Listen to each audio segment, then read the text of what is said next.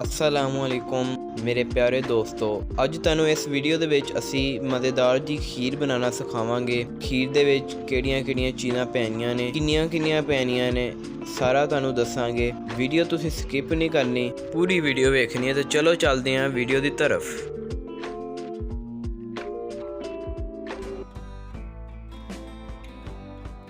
ਹੁਣ ਤੁਸੀਂ 4 ਕਿਲੋ ਚਾਵਲ ਲੈ ਲੈਣੇ ਆ। ਉਸ ਤੋਂ ਬਾਅਦ 4 ਕਿਲੋ ਚੀਨੀ ਲੈਣੀ ਹੈ। ਉਸ ਤੋਂ ਬਾਅਦ ਇੱਕ ਪਾਓ ਤੁਸੀਂ ਪਿਸਤਾ ਲੈ ਲੈਣਾ ਹੈ, ਇੱਕ ਪਾ ਕਾਜੂ, 15 ਤੋਂ 20 ਅਦਦ ਛੋਟੀ ਇਲਾਚੀ, 1 ਕਿਲੋ ਖੋਇਆ, 1 ਪਾ ਬਦਾਮ।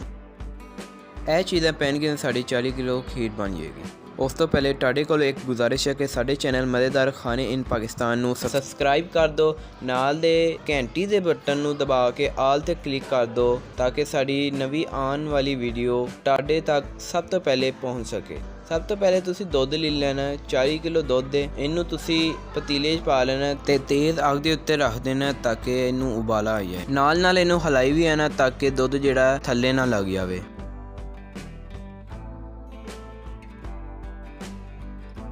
ਜਦੋਂ ਦੁੱਧ ਗਰਮ ਹੋ ਜਾਏ ਤੇ ਤੁਸੀਂ ਇਹਦੇ ਵਿੱਚ 4 ਕਿਲੋ ਚਾਵਲ ਪਾ ਦੇਣੇ ਨੇ ਤੇ ਇਹਨਾਂ ਨੂੰ ਚੰਗੀ ਤਰ੍ਹਾਂ ਦੁੱਧ ਦੇ ਵਿੱਚ ਮਿਕਸ ਕਰ ਦੇਣਾ।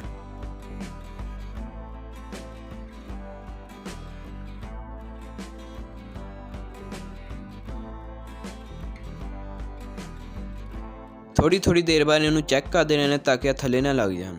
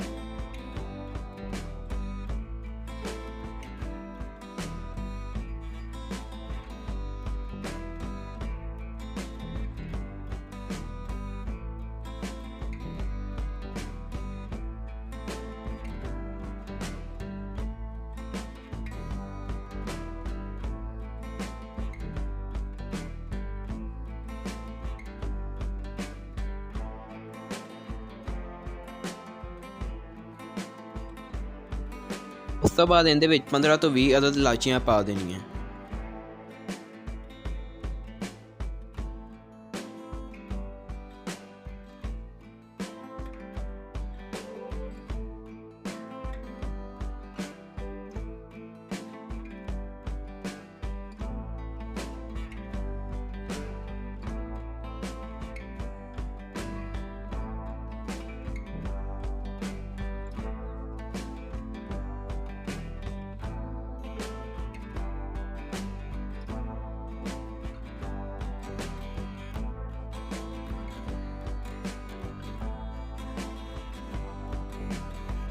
ਜਦੋਂ ਦੁੱਧ ਸੰਘਣਾ ਹੋ ਜਾਏਗਾ ਫਿਰ ਇਹਦੇ ਵਿੱਚ ਅਸੀਂ 4 ਕਿਲੋ ਚੀਨੀ ਸ਼ਾਮਿਲ ਕਰ ਦਿਆਂਗੇ।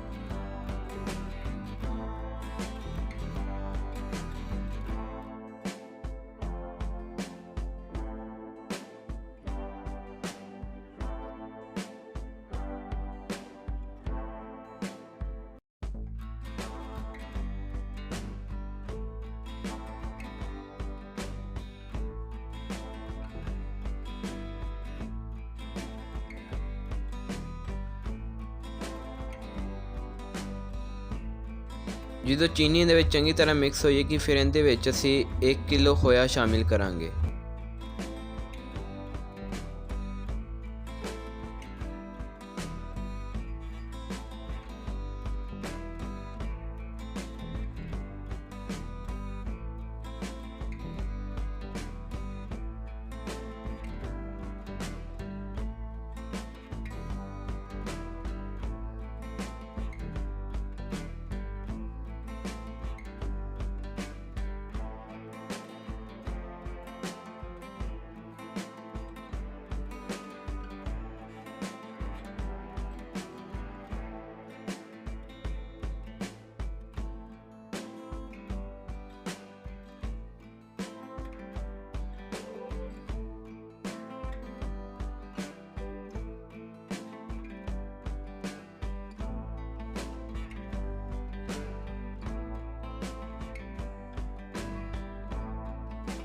ਖੋਏ ਨੂੰ ਤੁਸੀਂ ਚੰਗੀ ਤਰ੍ਹਾਂ ਵਿੱਚ ਮਿਕਸ ਕਰ ਦੇਣਾ ਹੈ।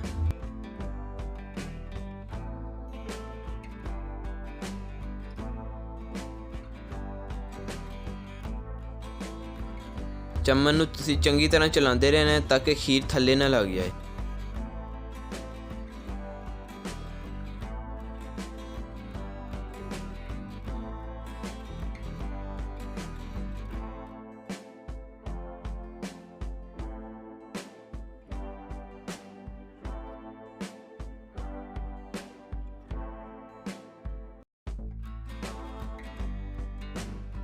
ਹੁਣ ਤੁਸੀਂ ਇਹਦੇ ਵਿੱਚ ਕੱਟੇ ਹੋਏ ਬਰੀਕ ਬਰੀਕ ਪੀਸਾਂ ਦੇ ਵਿੱਚ ਬਦਾਮ ਪਾ ਦੇਣੇ।